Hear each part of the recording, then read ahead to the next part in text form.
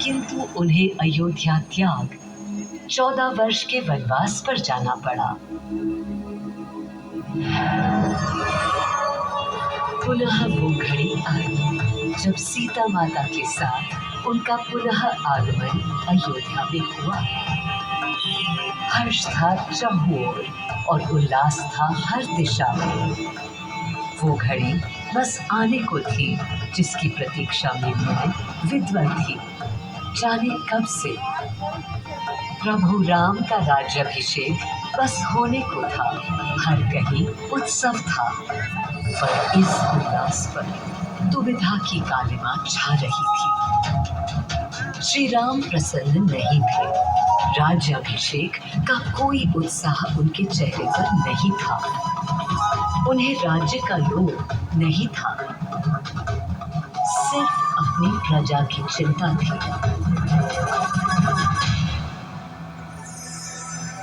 सबके मन में एक ही प्रश्न था, कौन हल कर सकेगा श्री राम की इस दुविधा को, मिटा सकेगा इस अंधकार को? किसके तेज से छट जाएगी ये क्रांति? अरे वही जिसके वंशज हैं श्री राम, जो स्वयं सशरीर धरती पर पधारेंगे श्री राम को राम राज्य समझाने।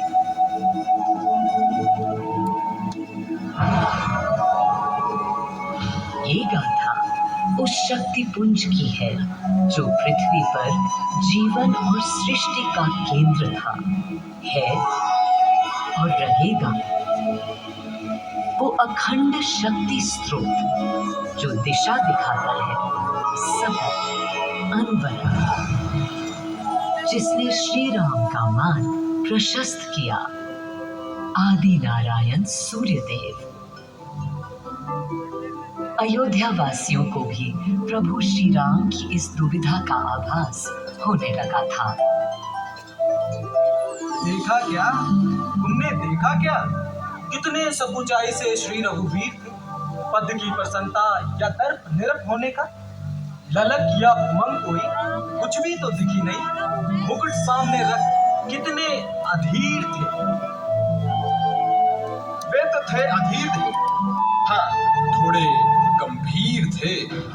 सौम्य मुखमंडल पर निर्बलों की पीड़ा थी, दीनहीन असहाय वंचितों का दर्द था। उनके लिए मुकुट अथवा राज सिंहासन वैभव का लोभ नहीं।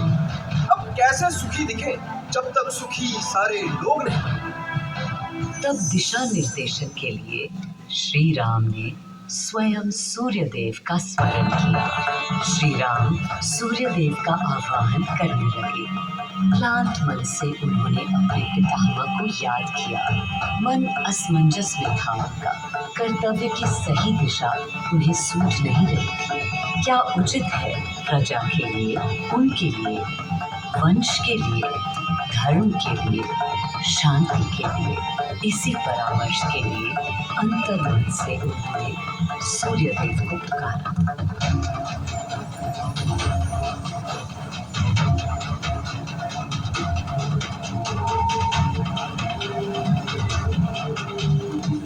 मैं अयोध्या पवित्र से पवित्रतम हो गई हूँ। आज स्वयं श्री राम ध्यानरत हैं, मर्यादा पुरुषोत्तम आवाहन कर रहे हैं, उन सकारात्मक शक्तियों का संचार कर रहे हैं जो उन्हें, मुझे और मेरे यानी अयोध्या के हर निवासी को अनंत काल तक सही दिशा दिखाएंगी। संभव है स्वयं सूर्यदेव सशरीर पधारे अयोध्या की धरा पर।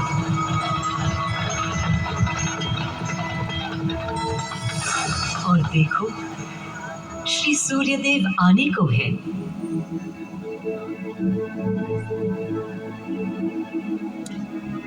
उनकी पहली किरण के स्पर्श से कलियां एक एक कर खिलने लगी।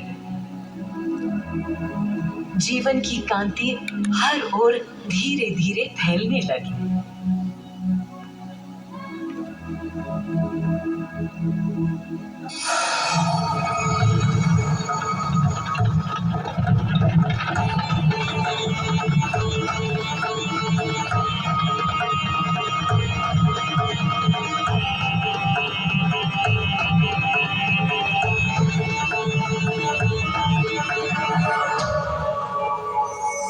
अनोखा दिन है स्वयं सशरीर अपने अलौकिक स्वरूप में पधारे हैं श्री सूर्यदेव नारायण और उनके अधीर मन के संशय मिटाने को।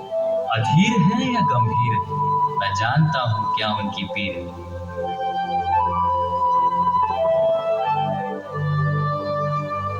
माँ कौशल्या को प्रणाम। कहाँ है राम? अरे अरे, भूलूं ये बात कि कौन बड़ा है। आज्ञा हो तो आपके चरण छू लूं। अरे नहीं नहीं, ये क्या करते हैं आदि पुरुष? ऐसा अनुग्रह सर्वथा अनुचित है। राम वंशज हैं आपके, क्यों पाप का भागीदारी बनाते हैं पितामह? पितामह पितामह होंगे हम ब्रह्मलोक, अब धरती पर जनलोक में आ गए हैं। आइए।